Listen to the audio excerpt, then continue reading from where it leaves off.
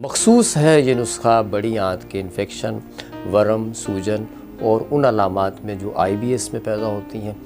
वो गैसेस जो आंतों से मैदे के ऊपर दबाव डालती हैं, मैदे में एक जलन और एसिडिटी के एहसासात, एंटीबायोटिक के बाद पेट में दर्द की शिकायत का रहना, नाफ का बार बार टल जाना, नाफ की शिकायत होती है ना बसा औकात, और दिल में एक धड़कन का महसूस होना, है ना, एक वाइब्रेशन का, पेट में एक वाइब्रेशन का महसूस होना, इस तरह की जो कैफियत है उसके लिए ये नुस्खा इंतहाई मुफीद है।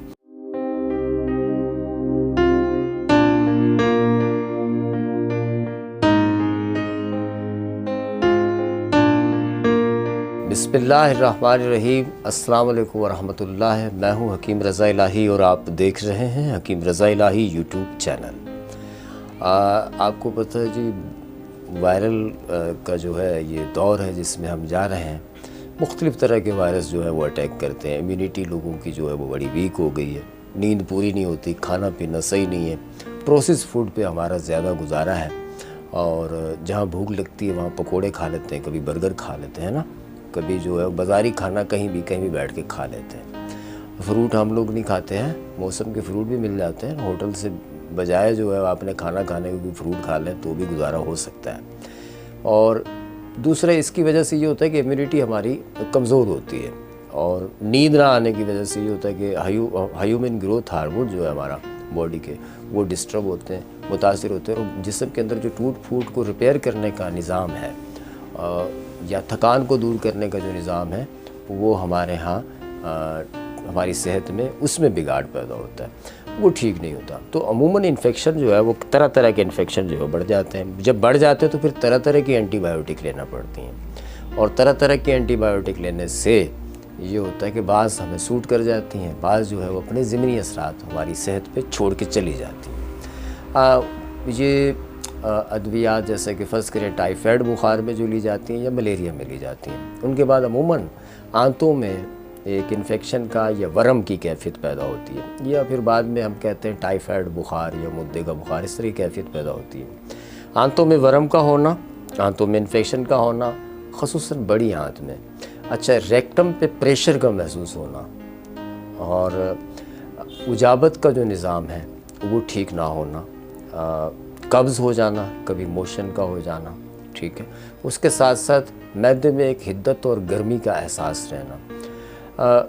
आपको एंटीबायोटिक के कोर्स के बाद ये कैफियत हुई हों, या फिर ये कैफियत आपको IBS या बड़ी आंत में इन्फेक्शन के बायस पैदा हों, या बड़ी आंत में का जो निज़ाम है उसके ख़राब होने के बायस जो अलामात पैदा हों जिनके साथ मैदा भी डिस्टर्ब हो, तो उन कैफियत में ये नुस्खा इंतहाई मुफीद है।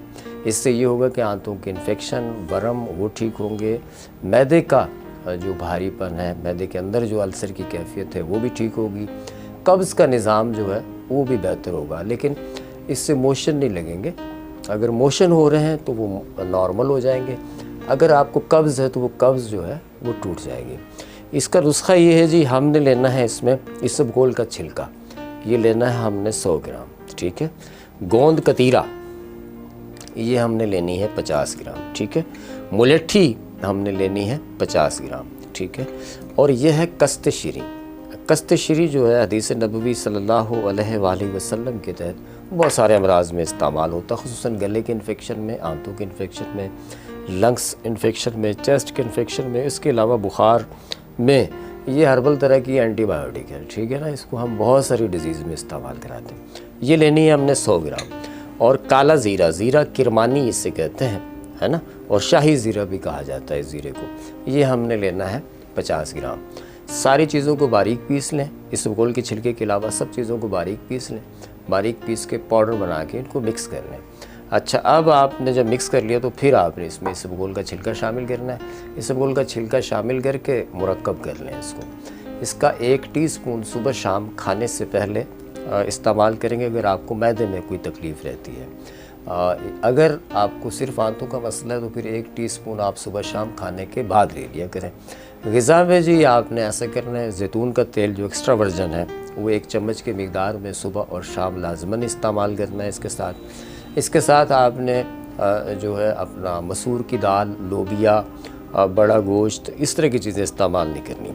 ग़िज़ा में खिचड़ी रखें, साबूदाना रखें, जौ का दलिया रखें, खुराक हफ़्ता 10 दिन इस तरह की रखें आप नरम किस्म की, तो उससे ये होगा कि ग़िज़ा जो है आपकी जो आंतों का निज़ाम है वो बेहतर होना शुरू हो जाएगा।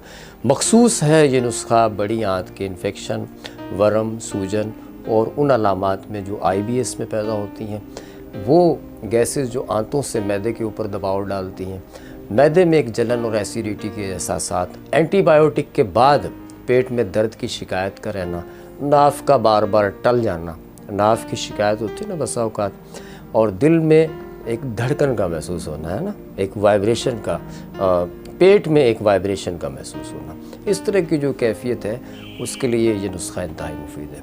ये इस्तेमाल करिएगा।